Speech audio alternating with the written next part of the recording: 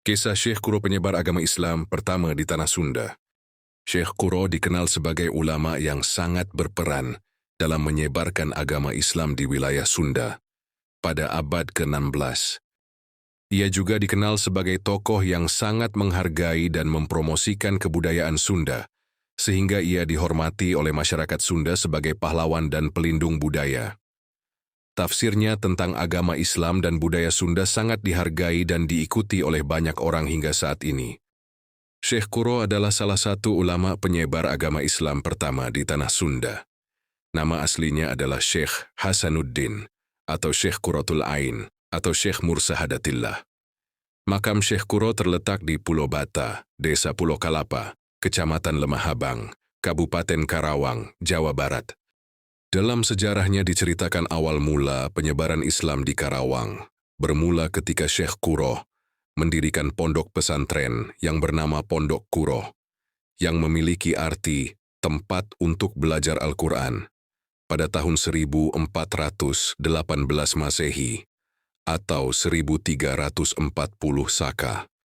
Di pesantren inilah pertama kali dibangun sebuah masjid di Karawang, yang sekarang menjadi Masjid Agung Karawang.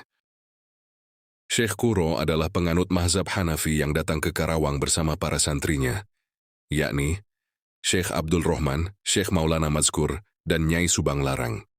Syekh Kuro kemudian menikah dengan Ratna Sondari Putri dari Ki Gedeng Karawang. Dari pernikahan itu, lahirlah seorang putra yang bernama Syekh Ahmad, yang menjadi penghulu pertama di Karawang. Syekh Kuro memiliki seorang santri yang berjasa dalam menyebarkan ajaran agama Islam di Karawang, yaitu bernama Syekh Abdullah Dargom, alias Syekh Darugem bin Jabir Modafah, alias Syekh Maghribi, keturunan dari Sayyidina Utsman bin Affan, yang kelak disebut dengan nama Syekh Bentong, alias Tango. Syekh Bentong memiliki seorang istri yang bernama Siu Teyo, dan mereka mempunyai seorang putri yang diberi nama Siu Banci. Ketika usia anak Syekh Kuro dan Ratna Sondari sudah beranjak dewasa, Syekh Kuro menugaskan santri-santri yang sudah cukup ilmu pengetahuan tentang ajaran Islam seperti Syekh Abdul Rahman dan Syekh Maulana Mazkur untuk menyebarkan ajaran Islam ke bagian selatan Karawang, tepatnya ke Kecamatan Teluk Jambe, Ciampel, Pangkalan, dan Tegalwaru sekarang. Sedangkan anaknya Syekh Kuro dengan Ratna Sondari, yang bernama Syekh Ahmad, ditugaskan oleh sang ayah meneruskan perjuangan menyebarkan ajaran agama Islam di pesantren Kuro Karawang, atau Masjid Agung Karawang sekarang.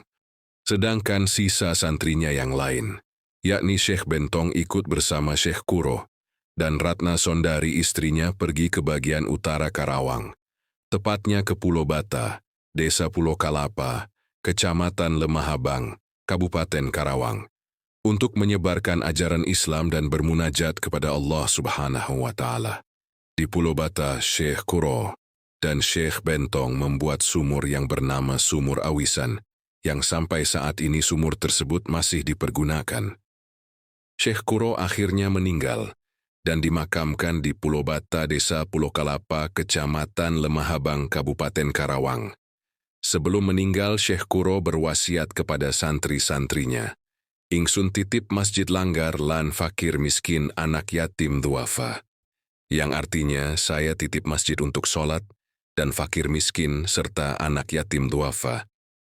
Sepeninggal Syekh Kuro, perjuangan penyebaran Islam di Pulau Bata diteruskan oleh Syekh Bentong sampai akhir hayatnya Syekh Bentong.